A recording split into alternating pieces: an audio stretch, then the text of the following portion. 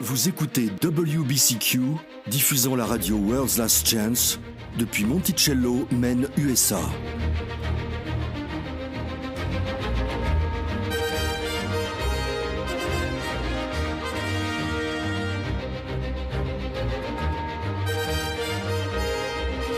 Crimes violents, troubles politiques, instabilité financière, tout indique une crise imminente, une crise sans précédent.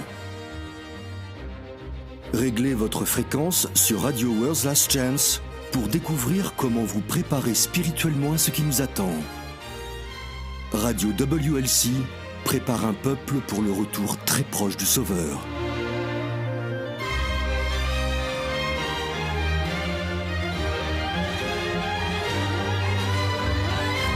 La prophétie des 70 semaines de Daniel 9 est l'une des prophéties les plus importantes des Écritures, car elle indique l'année même du début du ministère public de Yahushua, ainsi que l'année de sa crucifixion.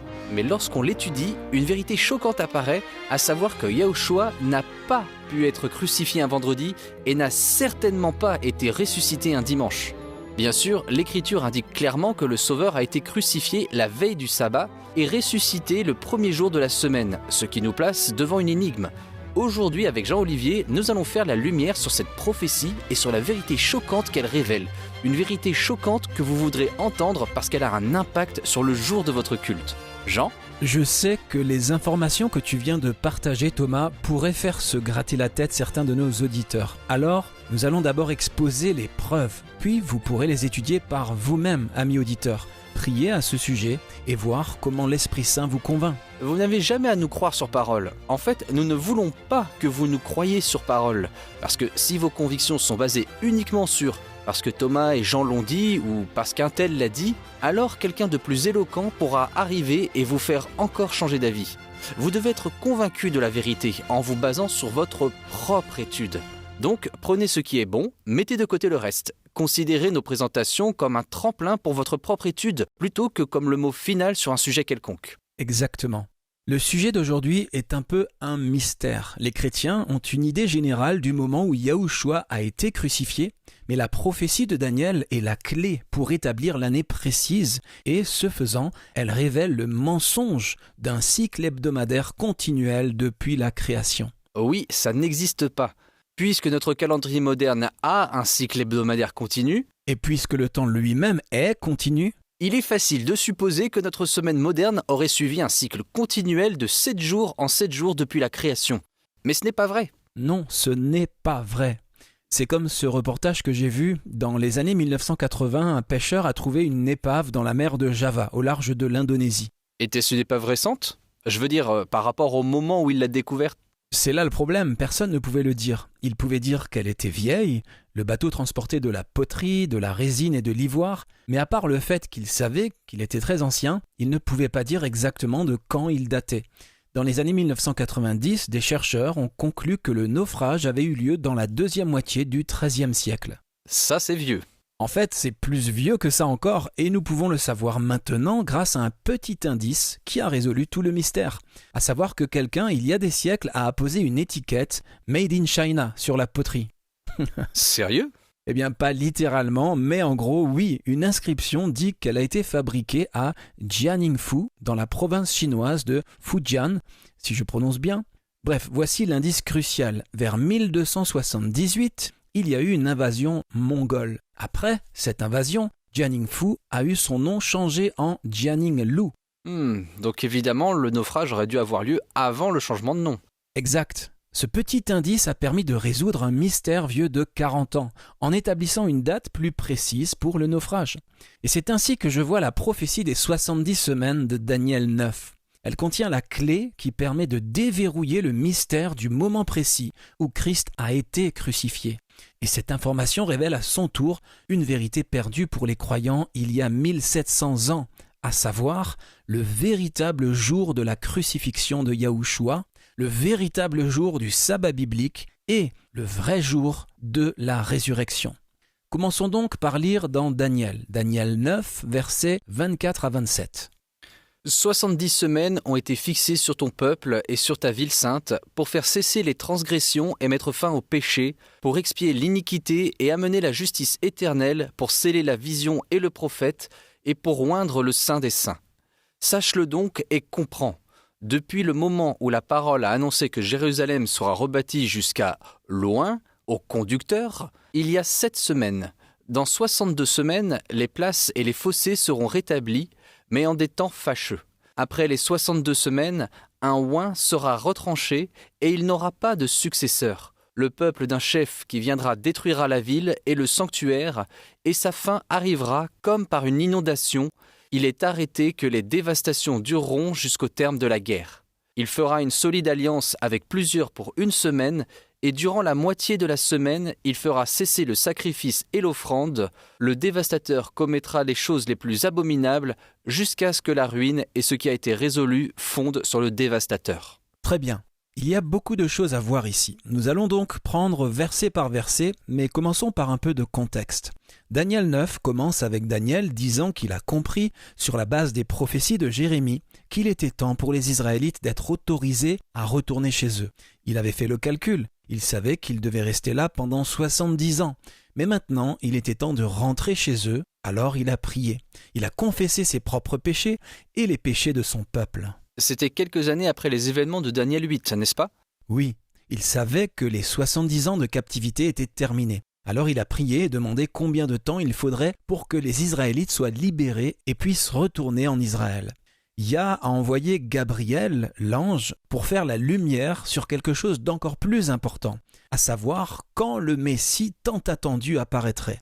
Et c'est dans ces détails que nous avons suffisamment d'informations pour déterminer avec précision quand le ministère public de Christ a commencé, lors de son baptême, et quand il s'est terminé, lors de sa crucifixion, 3 ans et demi plus tard. Alors, prenons les choses un verset à la fois. Relisons le verset 24. 70 semaines ont été fixées sur ton peuple et sur ta ville sainte pour faire cesser les transgressions et mettre fin au péché, pour expier l'iniquité et amener la justice éternelle, pour sceller la vision et le prophète et pour oindre le Saint des Saints. C'est l'ange Gabriel qui parle ici. Il dit à Daniel que 70 semaines prophétiques ont été déterminées ou fixées ou coupées pour ou spécialement dédiées au peuple israélite et à la ville sainte. Jérusalem. Exact. Pendant cette période de temps, certaines choses devaient être accomplies, c'est-à-dire faire cesser les transgressions, mettre fin au péché, expier l'iniquité ou faire la réconciliation pour l'iniquité, amener la justice éternelle, sceller la vision et la prophétie et oindre le Saint des Saints. Tu as dit 70 semaines prophétiques. Pourrait-on prendre un moment pour expliquer ? Quand nous laissons la Bible s'interpréter elle-même, quand nous comparons les Écritures avec les Écritures, un peu ici, un peu là, nous découvrons que le temps prophétique fonctionne différemment. C'est une façon de symboliser le temps lui-même. Parfois, comme Pierre l'explique, un jour littéral peut correspondre à 1000 ans, et vice-versa. D'autres fois, une année littérale peut être symbolisée par un jour prophétique. C'est ainsi que le temps est symbolisé dans Ézéchiel 4. Yahweh voulait symboliser le nombre d'années d'apostasie de Juda et Israël. Il a donc demandé à Ézéchiel de le faire sous forme de parabole, un jour littéral pour chaque année d'apostasie. Lisons-le, Ézéchiel 4, versets 5 et 6. « Je te compterai un nombre de jours égal à celui des années de leur iniquité, 390 jours, tu porteras ainsi l'iniquité de la maison d'Israël. Quand tu auras achevé ces jours, couche-toi sur le côté droit, et tu porteras l'iniquité de la maison de Juda pendant 40 jours. Je t'impose un jour pour chaque année. » La façon la plus courante de symboliser le temps est celle où un jour symbolique correspond à une année littérale. Cette méthode a été utilisée pour la première fois après que les espions israélites soient revenus de Canaan avec un mauvais rapport et que le peuple se soit plaint qu'il aurait souhaité mourir dans le désert. Yahweh a décrété qu'il en serait ainsi. Lisons-le, Nombre 14, verset 34. « De même que vous avez mis 40 jours à explorer le pays, vous porterez la peine de vos iniquités 40 années. » Ou dans une autre version, « Selon le nombre de jours pendant lesquels vous avez exploré le pays, 40 jours pour chaque jour vous porterez votre culpabilité une année, c'est-à-dire 40 ans. » Donc, en appliquant ce principe et en considérant qu'une semaine prophétique est égale à 7 jours prophétiques, 7 jours prophétiques sont égaux à 7 années littérales. Donc, 70 semaines prophétiques, c'est-à-dire 490 jours prophétiques. 70 fois 7, c'est en fait 490 ans en temps littéral. Attends une minute. Comment peut-on savoir que c'est 490 ans en temps littéral ? Pourquoi ça ne pourrait pas être 490 jours ou 490 000 ans ?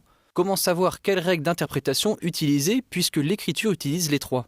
Le contexte. Tu essaies les trois méthodes et celle qui a un sens logique est celle que tu utilises. Ok, continuons. Relisons le verset 25. L'ange Gabriel nous donne le point de départ de la prophétie. Sache-le donc et comprends. Depuis le moment où la parole a annoncé que Jérusalem sera rebâtie jusqu'à Loin, au conducteur, il y a 7 semaines. Dans 62 semaines, les places et les fossés seront rétablis, mais en des temps fâcheux. Ou dans la King James, sache donc et comprends qu'à partir du moment où l'ordre a été donné de restaurer et de construire Jérusalem jusqu'au Messie le Prince, il y aura 7 semaines et 62 semaines. La rue sera rebâtie et la muraille, même dans des temps troublés. Du point de départ, qui est le moment où la parole a annoncé que Jérusalem sera rebâtie, ou le moment où l'ordre a été donné de restaurer et de construire Jérusalem, nous pouvons compter 69 semaines jusqu'au début du ministère public du Sauveur. Et d'où tiens-tu les 69 semaines ? Les 7 semaines et 62 semaines. 62 plus 7 égale 69, soit 483 années littérales. Maintenant, il y a eu en fait 4 événements historiques différents qui peuvent correspondre à l'ordre donné de restaurer et de construire Jérusalem. Je vais donner les versets bibliques pour chacun d'eux si vous voulez les noter, amis auditeurs, mais nous n'allons pas prendre le temps de les lire. Le premier a été le décret de Cyrus pour reconstruire la maison de Yah. Vous pouvez le lire dans Esdras 1, versets 1 à 4. Cela s'est passé en 536 avant Jésus-Christ. Le travail a été entravé par la suite, alors en 519 avant Jésus-Christ, Darius a décrété que le travail devait continuer. Vous pouvez lire à ce sujet dans Esdras chapitre 6. Les 2 derniers décrets étaient le décret d'Artaxerès en 457 avant Jésus-Christ, vous pouvez le lire dans Esdras 7, et la mission de Néhémie envoyée par Artaxerès en 444 avant Jésus-Christ, vous pouvez le lire dans Néhémie chapitre 2. Maintenant, 3 d'entre eux peuvent être facilement rejetés comme ne correspondant pas aux paramètres de temps, et ce sont les 1er, 2e et 4e décrets. Pourquoi le premier ne correspond-il pas ? Je pense qu'il serait plus logique que la prophétie se réfère au premier décret de restauration et de construction. Pourquoi le 3e ? Pourquoi pas le premier ? Eh bien, rappelons-nous que cette prophétie fait référence à la venue du Messie le Prince. C'est pourquoi aucun des 2 premiers ne convient. Si vous comptez 483 ans à partir de 536 ou 519 avant Jésus-Christ, cela ne va pas jusqu'à Yahushua, donc ils ne correspondent pas. Le dernier, quand Artaxerès a donné à Néhémie la permission de se rendre à Jérusalem, était simplement cela. Le roi a accordé une faveur personnelle à son échanson pour un temps précis. Il n'y avait pas de décret réel. Et si je me souviens bien, quand Néhémie est arrivé à Jérusalem, il a découvert que la ville avait déjà largement été reconstruite.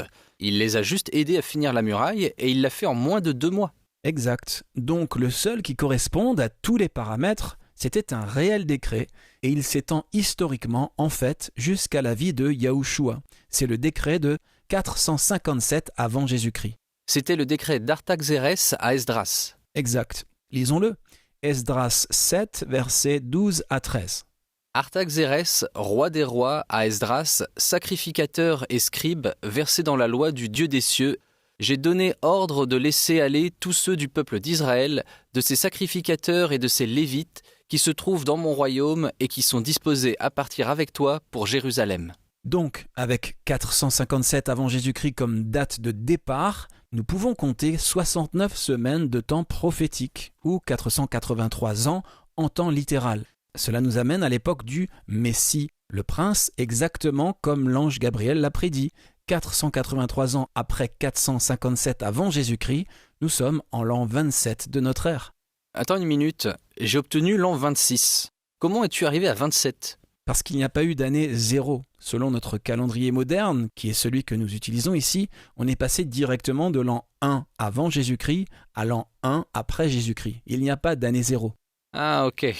Alors que s'est-il passé en l'an 27 de notre ère ? Tu prétends que Christ est né si tard ? Pas du tout. Son ministère public a commencé lors de son baptême à la fin de l'été ou début de l'automne de l'an 27 de notre ère.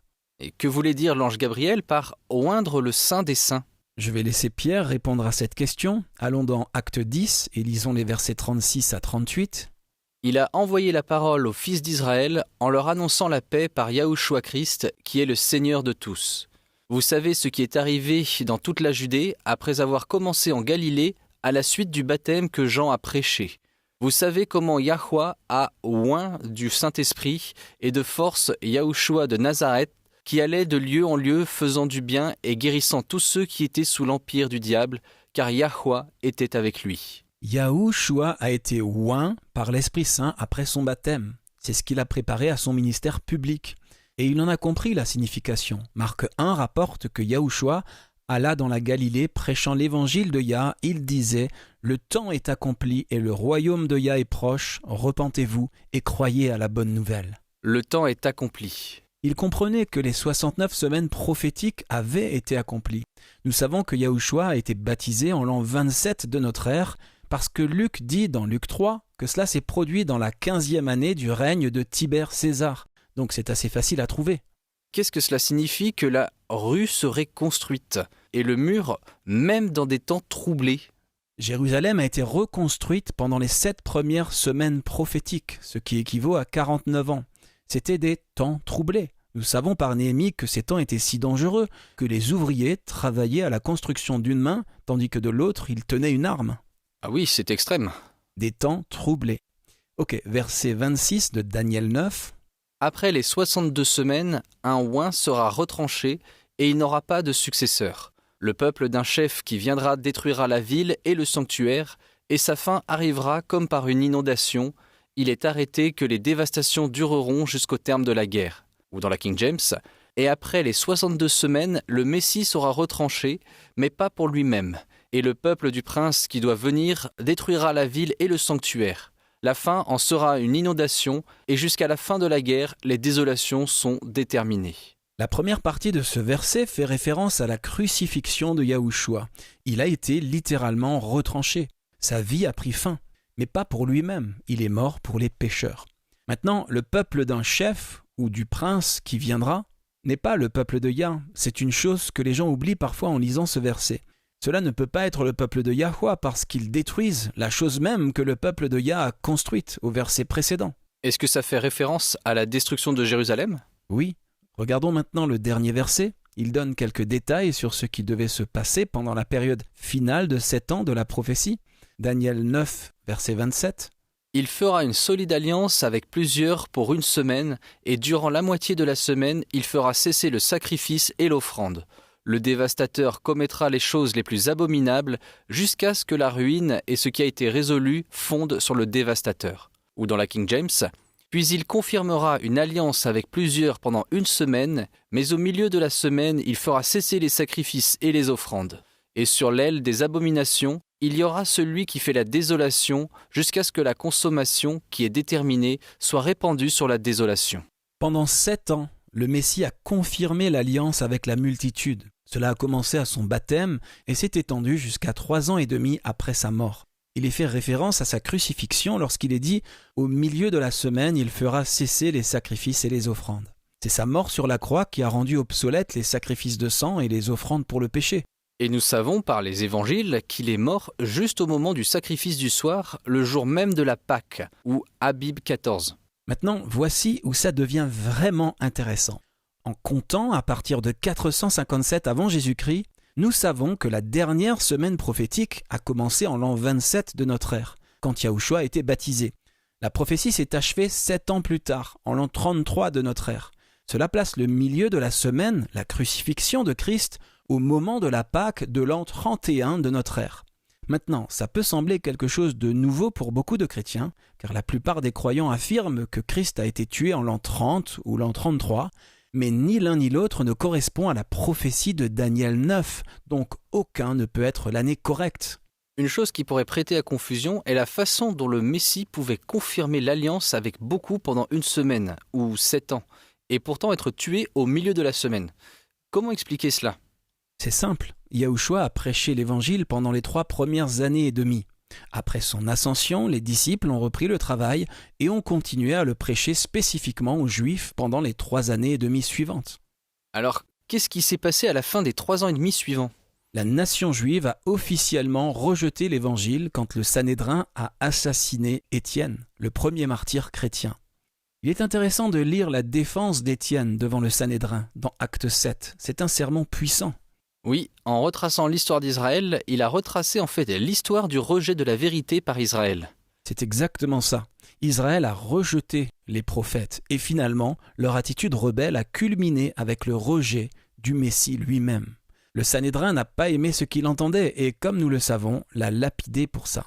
Mais s'il y avait un témoin du martyre d'Étienne, lisons Acte 7, versets 57 et 58.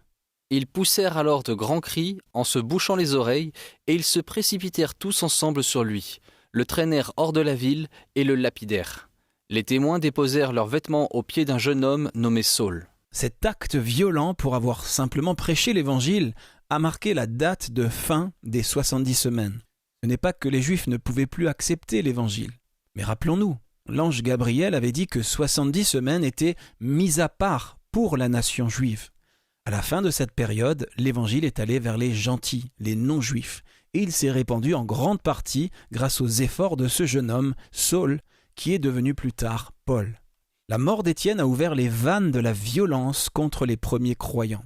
Et comme nous le savons, Saul était leur plus ardent persécuteur. Alors que les croyants s'enfuyaient, d'abord de Jérusalem puis d'Israël, le message de l'Évangile a été transporté avec eux dans de nombreux pays. Cette diaspora a été un accomplissement partiel de l'avertissement de Christ dans Matthieu 24, versets 15 à 18. Lisons-le, Matthieu 24, versets 15 à 18. « C'est pourquoi, lorsque vous verrez l'abomination de la désolation dont a parlé le prophète Daniel, établie en un lieu saint, que celui qui lit fasse attention. Alors que ceux qui seront en Judée fuient dans les montagnes, que celui qui sera sur le toit ne descende pas pour prendre ce qui est dans sa maison, et que celui qui sera dans les champs ne retourne pas en arrière pour prendre son manteau. » Bien sûr, l'accomplissement complet est à la fin du monde, mais c'était un accomplissement partiel, tout comme ce fut le cas moins de 40 ans plus tard quand Jérusalem a été détruite.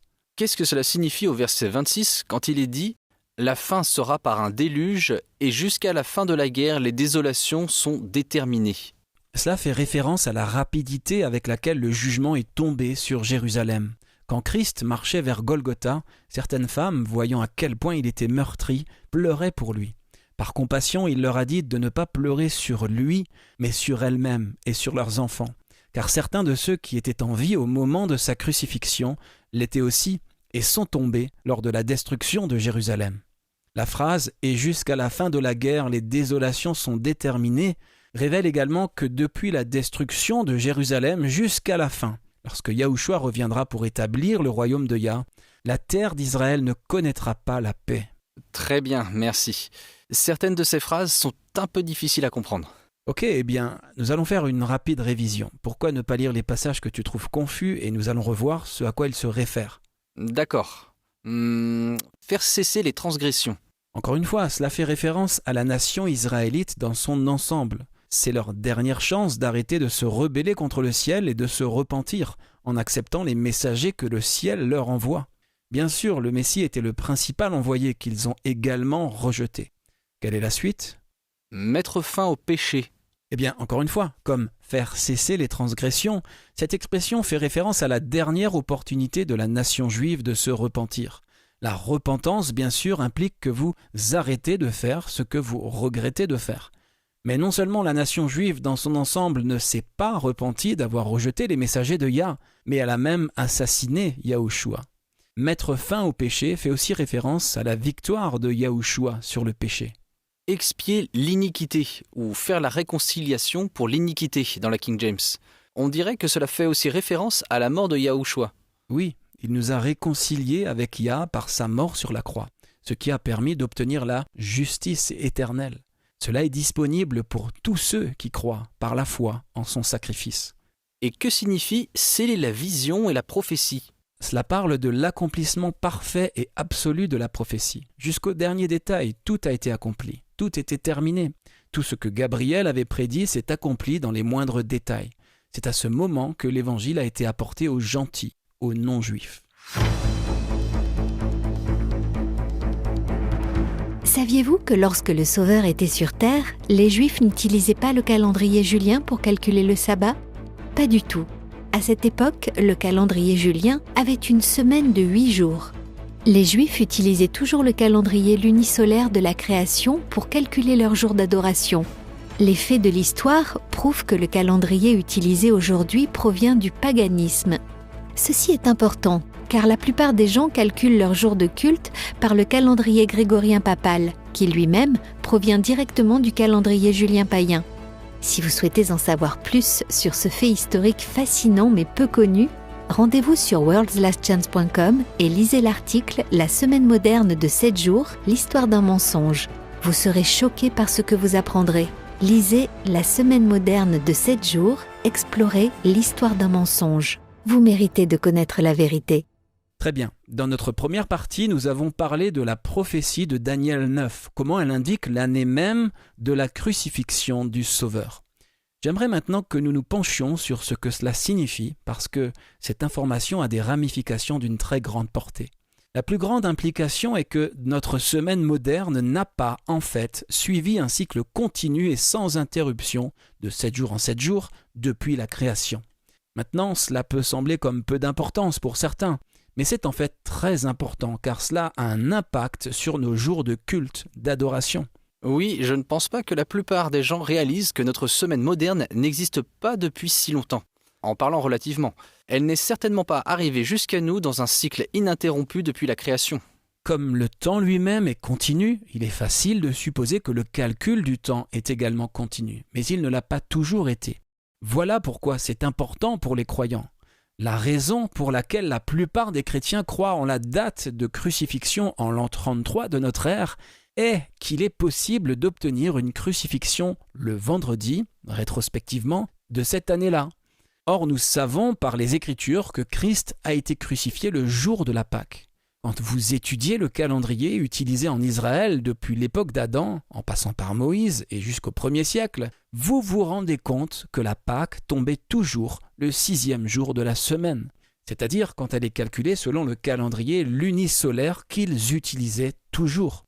Et la gerbe agitée, ou premier fruit, le jour de la résurrection de Christ, tombait toujours le 1er jour de la semaine de ce calendrier biblique. Donc on a extrapolé à partir de ça et dit que la crucifixion a eu lieu un vendredi et la résurrection un dimanche. Oui, et c'est devenu le fondement même de la raison pour laquelle la grande majorité des chrétiens célèbrent la résurrection de Christ le dimanche, et une poignée de dénominations protestantes célèbrent le samedi parce que le samedi est le 7e jour de la semaine dans notre calendrier moderne. Maintenant, nous en avons dit beaucoup. Regardons les preuves. Comment Jean le Baptiste a-t-il appelé Christ ? L'agneau de Yah qui enlève les péchés du monde. De même que le sang des agneaux et des chèvres était peint sur les montants des portes en Égypte pour que l'ange de la mort passe au-dessus des maisons des Israélites, de même le sang de l'agneau de Yah nous permet d'être épargnés quand nous acceptons par la foi le sacrifice de Christ en notre nom. Allons dans Lévitique 23. Yahweh y explique à Moïse quels sont ces jours saints. Lisons-les. Versets 1 et 2. Yahweh parla à Moïse et dit : Parle aux enfants d'Israël et tu leur diras : Les fêtes de Yahweh que vous publierez seront de saintes convocations. Voici quelles sont mes fêtes. Au verset 3, la toute première fête citée est la fête hebdomadaire du sabbat du 7e jour. Pour ce qui est des fêtes annuelles, lisons les versets 4 et 5. Voici les fêtes de Yahweh, les saintes convocations que vous publierez à leur temps fixé.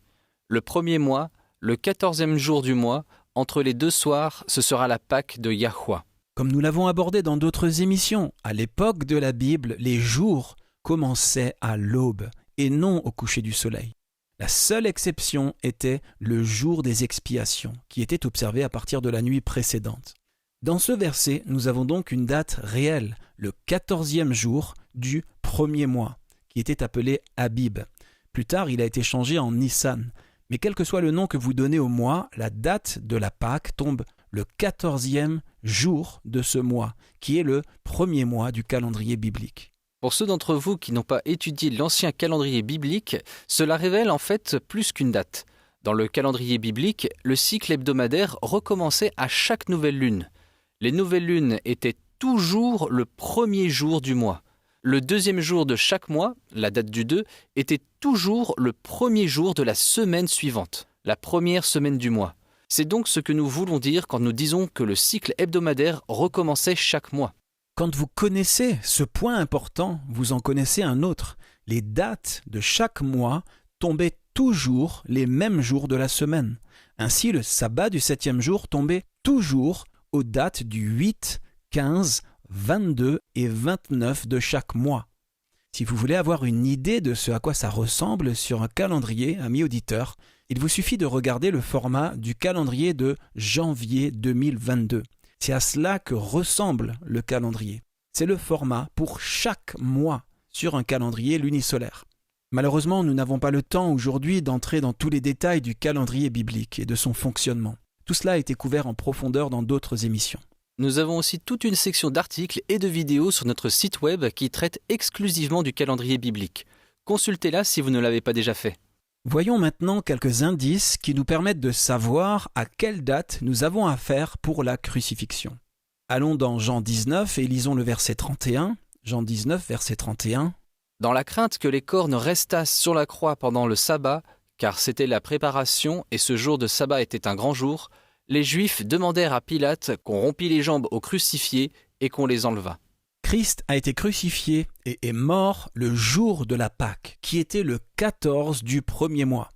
Dans Jean 19, on nous dit que la raison pour laquelle les corps ne pouvaient pas rester sur la croix était que c'était le jour de la préparation. La préparation pour quoi ? Le sabbat. Jean ajoute que ce sabbat particulier était un grand jour, c'est-à-dire un grand sabbat. C'est parce que si vous retournez dans Lévitique 23, vous verrez que le 15 du premier mois, le jour après la Pâque, était le premier jour de la fête des pains sans levain. Voilà pourquoi c'était un grand sabbat. Le sabbat hebdomadaire coïncidait avec un jour de fête annuelle. Nous en trouvons la confirmation dans Marc 15. Allons-y et lisons les versets 39, 42 et 43. Yahushua venait de mourir, verset 37. Et ceci nous dit ce qui s'est passé directement après. Allons-y. Le centenier qui était en face de Yahushua, voyant qu'il avait expiré de la sorte, dit « Assurément, cet homme était le Fils de Dieu. Le soir étant venu, comme c'était la préparation, c'est-à-dire la veille du sabbat, arriva Joseph d'Arimathée, conseiller de distinction, qui lui-même attendait aussi le royaume de Yah. Il osa se rendre vers Pilate pour demander le corps de Yahushua. » Marc indique explicitement que c'était la veille du sabbat. J'ai entendu certaines personnes dire que le mot « sabbat » ici fait référence au premier jour de la fête des pains sans levain qui peut tomber n'importe quel jour de la semaine. Que répondre à cela ? Oui, il peut tomber n'importe quel jour de la semaine de notre calendrier moderne, mais il ne peut pas tomber n'importe quel jour sur le calendrier biblique, parce que Lévitique 23 nous donne la date exacte à laquelle la fête doit commencer. Lisons-le, Lévitique 23, verset 6. « Et le 15e jour de ce mois, ce sera la fête des pains sans levain en l'honneur de Yahweh. Vous mangerez pendant 7 jours des pains sans levain. » Le 15 de chaque mois lunaire tombe toujours au 7e jour de la semaine, sans exception. Mais même si, pour les besoins de l'argumentation, vous vouliez accepter la possibilité que ce ne soit pas le cas cette année-là, l'Écriture déclare explicitement que le jour suivant, le jour après le sabbat, était le premier jour de la semaine. Où ? Dans Matthieu 28, verset 1. Il est écrit « Après le sabbat, à l'aube du premier jour de la semaine, Marie de Magdala et l'autre Marie allèrent voir le sépulcre. » Donc, nous avons ici un autre témoin de la chronologie des événements. Yahushua est mort au moment du sacrifice du soir de la Pâque, le 14 d'Abib. Il s'est reposé dans le tombeau pendant le sabbat du 15 et a été ressuscité le 16 du mois d'Abib, qui était le premier jour de la semaine et la fête des premiers fruits ou gerbes agitées. Un nombre assez important de chrétiens croient que Yahushua a été crucifié un mercredi, le jeudi étant pour eux le premier jour de la fête des pains sans levain. J'en ai entendu parler. Le problème avec cela, cependant, il y a plusieurs problèmes avec cela. Premièrement, les Israélites étaient censés choisir leur agneau ou chevreau pour le repas de la Pâque le 10 du mois d'Abib. S'ils vivaient en ville et n'en avaient pas, ils étaient censés en acheter un, Mais cela se faisait toujours le 10 du mois. Si vous placez la crucifixion un mercredi, cela place le 10 du mois un samedi. Aucun commerce, aucun achat ou vente ne devait avoir lieu le jour du sabbat. C'était un crime punissable que de travailler le jour du sabbat. C'est vrai. Mais ce qui est plus grave encore, c'est que de telles comparaisons tentent d'imposer le fonctionnement de notre calendrier grégorien moderne sur des dates du calendrier biblique. On ne peut pas faire ça. Non, on ne peut vraiment pas. Ça ne marche pas. Notre calendrier grégorien papal moderne est une adaptation du calendrier païen julien. Le calendrier julien, à l'époque de Christ, avait une semaine de, écoutez bien, 8 jours. Comme je l'ai dit, on ne peut pas forcer le calendrier moderne sur des dates du calendrier biblique. Le vendredi, le samedi et le dimanche n'existaient même pas dans la semaine de 8 jours du calendrier julien. Les Romains désignaient les jours de la semaine par les lettres A à H. Comptez-les, il y en a 8. A, B, C, D, E, F, G et H. Et c'est le calendrier que les Romains utilisaient pendant la vie de Christ. Même quand ils ont adopté la semaine planétaire de 7 jours des Perses, ça ne s'aligne toujours pas, parce que la semaine planétaire païenne commençait à l'origine écoutez bien, le samedi et se terminait le vendredi. Il y a beaucoup plus d'informations sur notre site web. Oui, nous ne pouvons pas passer plus de temps sur cet aspect de la question, mais consultez-le, amis auditeurs, vous serez étonnés. Quoi qu'il en soit, nous savons maintenant de l'Écriture que Yahushua a été crucifié en l'an 31 de notre ère, le 6e jour de la semaine, le 14e jour d'Abib. Ce qui est bien avec l'astronomie, c'est que c'est très cohérent. Vous pouvez faire des calculs astronomiques qui sont absolument exacts, aussi bien dans le futur que dans le passé. Quand on fait cela avec l'année 31, on constate qu'on ne peut absolument pas avoir la Pâque un vendredi. Maintenant, rappelons-nous qu'en comptant à partir de 457 avant Jésus-Christ, nous savons que le ministère public du Sauveur a commencé à l'automne de l'an 27 de notre ère. Donc, sa crucifixion a dû avoir lieu au printemps de l'an 31. Mais la Pâque ne tombe pas un vendredi cette année-là. Même si le vendredi n'existait pas dans le calendrier à cette époque. C'est vrai, nous utilisons ce que l'on appelle un calendrier proleptique. Ça veut dire que vous prenez votre format de calendrier actuel et que vous le projetez en arrière dans le temps. Quand on prend notre semaine actuelle et qu'on la projette continuellement en arrière dans le temps, comme si elle avait toujours existé, ce qui n'est pas le cas, eh bien le 14 Abib, sur cette projection dans le passé, ne tombe pas un vendredi, dans la seule année où la crucifixion aurait pu avoir lieu. Peut-on expliquer pourquoi ? Bien sûr, cela a à voir avec l'astronomie. Maintenant, différentes personnes ont des idées différentes sur le moment où les mois lunaires commençaient. Après une étude sérieuse à WLC, nous pensons que les mois commençaient à l'aube, en suivant la conjonction lunaire-solaire, en d'autres termes, ce que nous observons la nuit où la lune ne peut pas être vue. Et l'année commençait avec la nouvelle lune la plus proche de l'équinoxe de printemps. Il n'est pas difficile de trouver en ligne que la conjonction a eu lieu le 11 mars et le 10 avril en l'an 31 de notre ère. Ça signifie que le jour de la nouvelle lune, c'est-à-dire le premier jour du mois, est tombé le 12 mars et le 11 avril du mois suivant. Maintenant, nous avons un problème. Quand vous comptez 14 jours à partir du 12 mars ou du 11 avril, vous n'arrivez pas à un vendredi. Si le 12 mars était le premier jour du mois lunaire, et nous pensons que c'est le cas, alors le 14, la Pâque, serait tombé le 25 mars, qui était écoutez ça, un dimanche. Et même si vous croyez que l'année commençait à la première nouvelle lune après l'équinoxe de printemps, ça ne colle toujours pas, car en comptant 14 jours à partir du 11 avril, on arrive au 24 avril. Quand vous projetez dans le passé notre semaine moderne, cela aurait été un mardi. Oups! Vous pouvez faire les mêmes calculs en utilisant la méthode du premier croissant visible ou même du croissant lunaire dit à cornes pour reconnaître le début du mois. Et à chaque fois, vous ne pouvez jamais arriver à une Pâque sur un supposé vendredi, dans la seule année où la crucifixion a pu avoir lieu.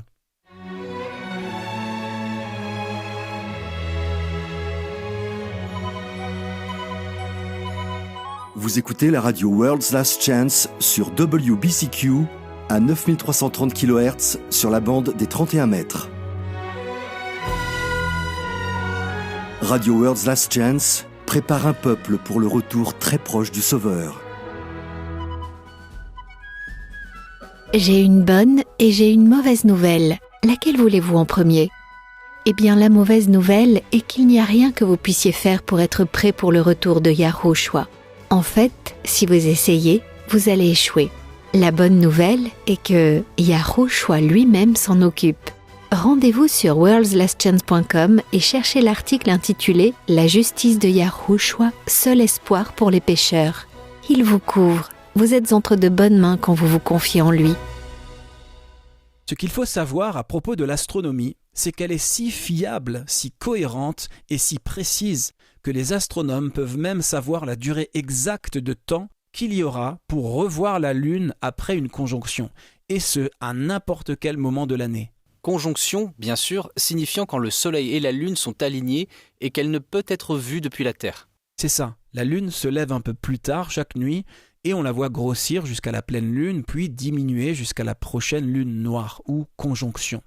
Maintenant, pour forcer l'idée d'une crucifixion un vendredi de l'an 31, il faudrait accepter que le premier croissant visible, pendant 5 mois d'affilée, ait été très très tardif, apparaissant après plus de 53 heures, puis le mois suivant plus de 65 heures, puis plus de 76 heures, puis plus de 62 heures, et enfin plus de 47 heures. 76 heures ? Mais c'est plus de 3 jours. Et les astronomes savent que pour cette période de l'année, la Lune n'apparaît jamais aussi tard. En général, le premier croissant visible est observé entre 17 et 23 heures seulement après la conjonction, la plus tardive étant observée 42 heures après la conjonction. Toujours bien en dessous des 47 heures. Les calculs ne peuvent pas coller, tout simplement. Non seulement le vendredi n'existait pas dans la semaine de 8 jours du calendrier julien de cette époque, mais la projection vers le passé d'un vendredi ne coïncide pas non plus avec la date de la Pâque du 14 Abib du calendrier biblique utilisé par les Israélites. C'est pourquoi pendant des siècles, les spécialistes ont rejeté l'année 31 comme année de la crucifixion de Christ. Ils savaient qu'une crucifixion le vendredi n'était pas possible cette année-là. Mais ils ne savaient pas que notre cycle hebdomadaire moderne ne correspondait pas au cycle hebdomadaire biblique. Isaac Newton, le mathématicien, astronome, physicien et théologien de la fin du XVIIe siècle, était de cet avis. J'ai ici une citation que j'aimerais que nous lisions d'un article intitulé « La date de la crucifixion selon Newton » de J.P. Pratt, publié dans le journal trimestriel de la Société royale d'astronomie en septembre 1991. Newton, a donc exclu les années 31, 32 et 35 de l'ère chrétienne parce que le 14 Nissan, ou Abib, n'a pas pu être un vendredi, ce qui a été confirmé par tous les chercheurs modernes. Donc, voilà le problème. Daniel 9 désigne l'année 31 comme la seule année où le Sauveur a pu être crucifié. Les évangiles confirment que la crucifixion a eu lieu le jour de la Pâque. Celle-ci, la Pâque, était toujours le 14e jour du mois lunaire. Et vous ne pouvez pas prétendre que les Israélites utilisaient le calendrier julien de leur maître romain. Non, ils n'auraient jamais fait ça. Comment pouvez-vous avoir un sabbat du 7e jour, le dernier jour de la semaine, dans une semaine de 8 jours ? La seule conclusion raisonnable à en tirer est que les Israélites de l'époque de Christ utilisaient encore le calendrier lunisolaire de la création, celui qui a été confirmé par Moïse au moment de l'Exode. Eh bien, c'est également confirmé par le fait que les évangiles utilisaient des dates et des termes du calendrier lunisolaire. En se référant au jour de la préparation et de la Pâque ne peut être calculée qu'en utilisant l'ancien calendrier lunisolaire. Vous ne pouvez pas la trouver en utilisant le calendrier moderne grégorien ou le calendrier païen julien. Donc, le seul fait que les fêtes de Yah soient mentionnées dans les évangiles est la preuve qu'ils utilisaient encore le calendrier biblique. Vous ne pouvez pas suivre la chaîne de preuves jusqu'à sa conclusion logique et encore insister au sujet d'une crucifixion supposément un vendredi. Ça ne fonctionne tout simplement pas, les amis. Pour le faire, pour continuer dans ce sens malgré les preuves, vous devez rejeter le poids de la somme des preuves et vous accrocher à la tradition. Mais ce n'est pas honnête et ce n'est pas précis. Ça me rappelle cette citation d'Abraham Lincoln qui disait « Quand un honnête homme découvre qu'il se trompe, soit il cesse de se tromper, soit il cesse d'être honnête. » Une observation très astucieuse de la part d'un homme apparemment sage. Ce sujet a des ramifications importantes pour tous les chrétiens.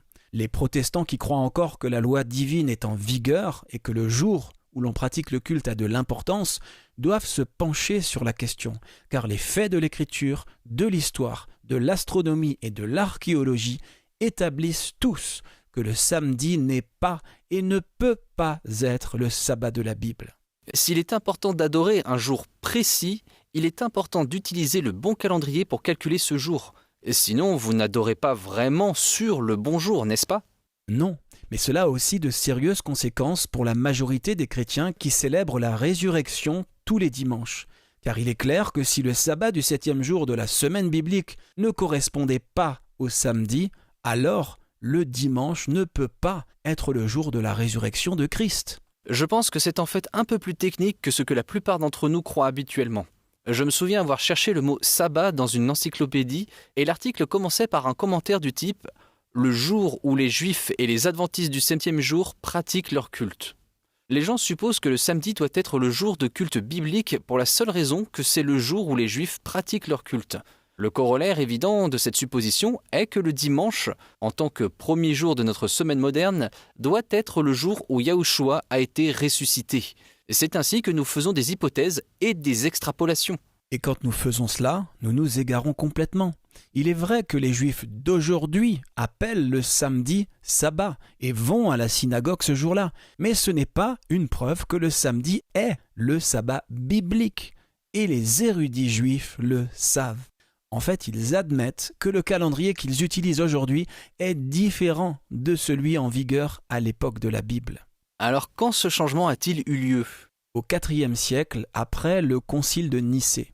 Il ne s'agissait pas d'un changement immédiat, mais des changements se sont produits dans les années qui ont suivi le concile de Nicée, qui ont rendu très difficile pour les Juifs de continuer à utiliser le calendrier biblique. As-tu entendu parler du rabbin Louis Finkelstein ? Oui, c'était un spécialiste du Talmud très respecté. Il est décédé au début des années 90. Les communautés juives du monde l'ont choisi comme l'un des 120 juifs qui ont le mieux représenté une lampe du judaïsme au monde. Eh bien, lisons une citation d'une lettre qu'il a envoyée le 20 février 1939. Il a dit « Le calendrier juif a été fixé au IVe siècle. » Fin de citation. Ok, IVe siècle, c'est le siècle où a eu lieu le concile de Nicée. Mais qu'est-ce qu'il entend par « fixer » et pourquoi a-t-il fallu le fixer ? On a cru que c'était nécessaire parce qu'après le concile de Nicée, il y a eu une intense persécution des Juifs et de tous ceux qui voulaient continuer à adorer Yah selon son calendrier originel. On pense aujourd'hui que le concile de Nicée a établi ce qu'on appelle le credo de Nicée et qu'ils se sont disputés sur la nature de Christ. Et c'est en effet ce qu'ils ont fait. Mais ce n'est pas tout ce qu'ils ont fait. Ils se sont aussi disputés sur le moment et la manière de calculer la Pâque.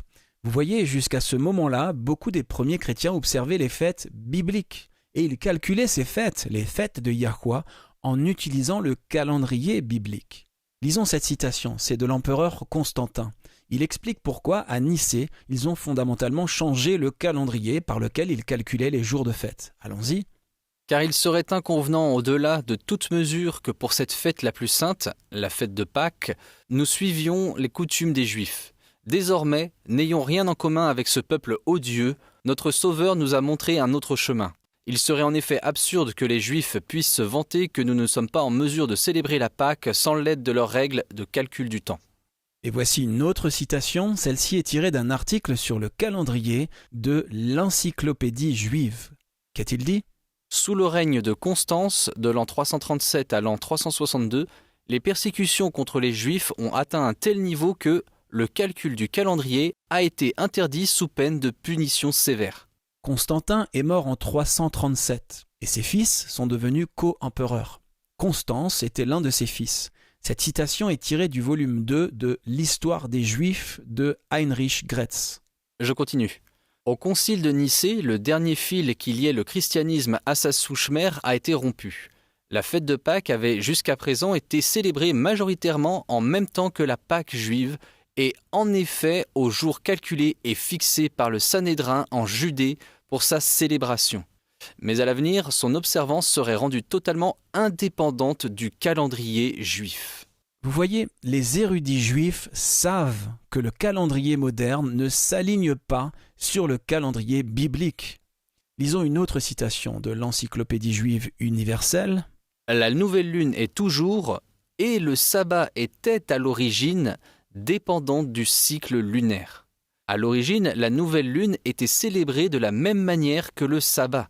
Progressivement, elle a perdu de son importance, tandis que le sabbat est devenu de plus en plus un jour de religion et d'humanité, de méditation et d'instruction religieuse, de paix et de plaisir de l'âme.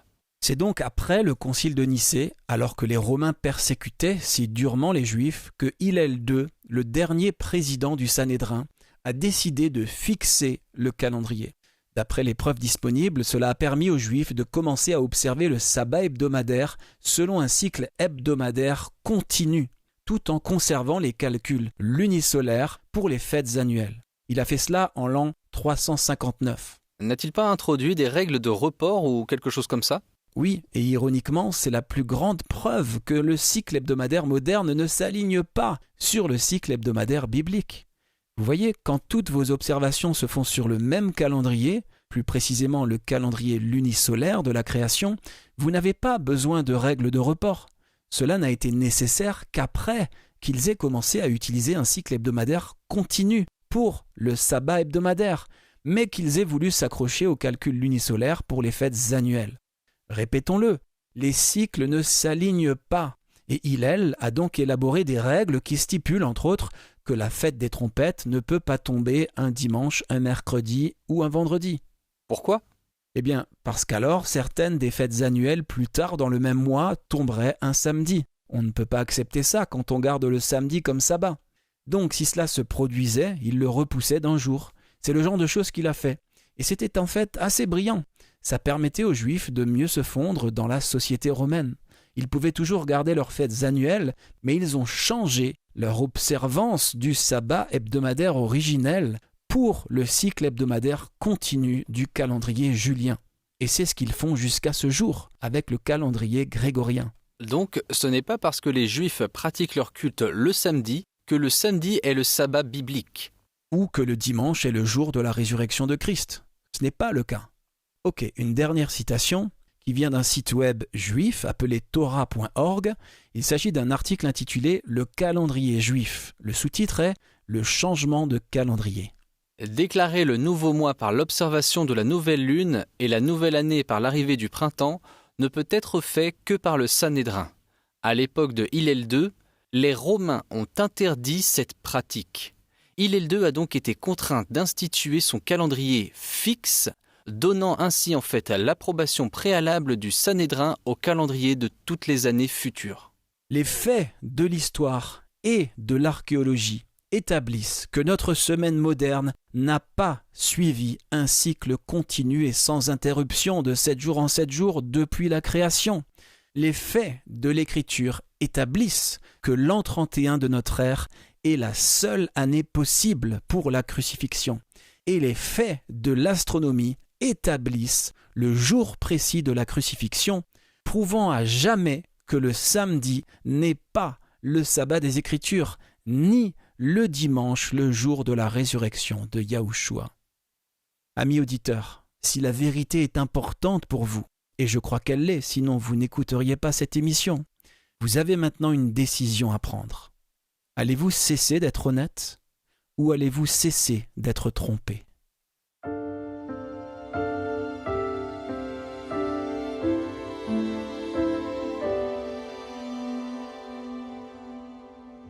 Vous écoutez Élise Blanc pour votre promesse quotidienne de la parole de Yah. Les accidents et les erreurs sont inévitables, ça fait partie de l'être humain, mais la façon dont nous réagissons à un accident ou à une erreur, cela nous montre ce qu'il y a dans le cœur. Un jour, alors que Daniel Raposo se rendait au travail, il a vu un jeune garçon qui vendait des œufs dans un grand carton.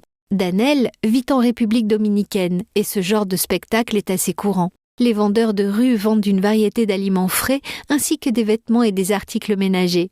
Sous le regard de Daniel, le garçon a soudainement trébuché. Le carton ouvert a basculé et la plupart des œufs du garçon ont été endommagés. Personne n'allait plus les acheter. Le petit garçon a éclaté en sanglots. Les gens qui passaient ne prêtaient aucune attention à l'enfant qui tentait de sauver ce qu'il pouvait. Dannel s'est rendu compte que la perte financière pour la famille du garçon était considérable et qu'il serait probablement puni pour ce qui n'était après tout qu'un accident involontaire.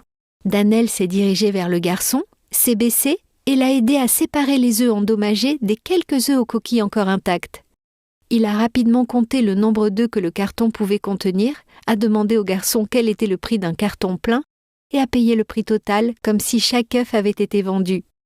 Je ne sais pas ce que le garçon a dit, mais je peux vous garantir qu'il se souviendra de l'acte de bonté de Dannel pour le reste de sa vie. La bonté attire les cœurs, et il n'y a personne de meilleur que notre Père Céleste. Jacques 1,5 nous dit « Si quelqu'un d'entre vous manque de sagesse, qu'il la demande à Yah, qu'il donne à tous simplement et sans reproche, et elle lui sera donnée. » Réprimander signifie faire des reproches sévèrement ou critiquer sévèrement.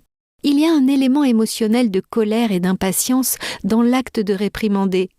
Mais l'Écriture nous dit que nous pouvons nous adresser à Yahweh et que, comme tout parent aimant, il fera preuve de bonté et de patience. Quand mes enfants étaient petits, il y a 2 choses pour lesquelles je ne les ai jamais grondés ou punis. Les accidents et les erreurs honnêtes. Et il m'arrive moi-même de faire tomber un bol ou une assiette. Ce n'est jamais exprès. C'est pourquoi on appelle ça un accident. Je ne veux pas être grondé pour quelque chose qui était un accident, alors je n'ai jamais grondé ou puni mes enfants pour des accidents non plus. Il en va de même pour les erreurs. Nous en faisons tous. Il y a une différence entre une erreur honnête et un acte délibérément mauvais. Tout comme nous voulons que les autres soient bons et compréhensifs quand nous faisons des erreurs, nous devrions accorder cette même grâce aux autres quand ils font des erreurs. La grâce est une faveur non méritée. C'est la bonté lorsque nous ne la méritons pas. C'est la patience et la compréhension au lieu de la remontrance et de la critique. Loué soit Yah, nous servons un Dieu qui est plein de grâce, de bonté et d'amour envers nous. Dans Éphésiens 1, Paul nous dit qu'en Christ, nous avons la rédemption par son sang, la rémission des péchés, selon la richesse de sa grâce que Yahweh a répandue abondamment sur nous. Nous avons reçu de grandes et précieuses promesses. Réclamez-les dès maintenant.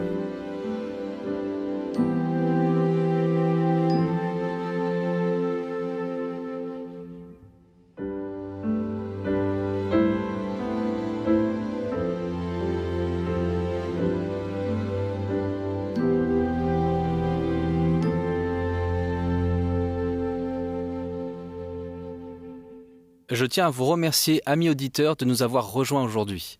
Nous espérons que vous pourrez vous joindre à nous à nouveau demain.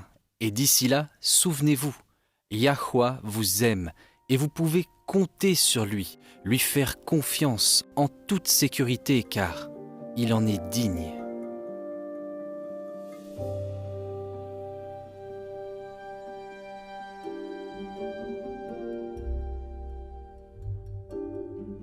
Vous étiez à l'écoute de Radio WLC.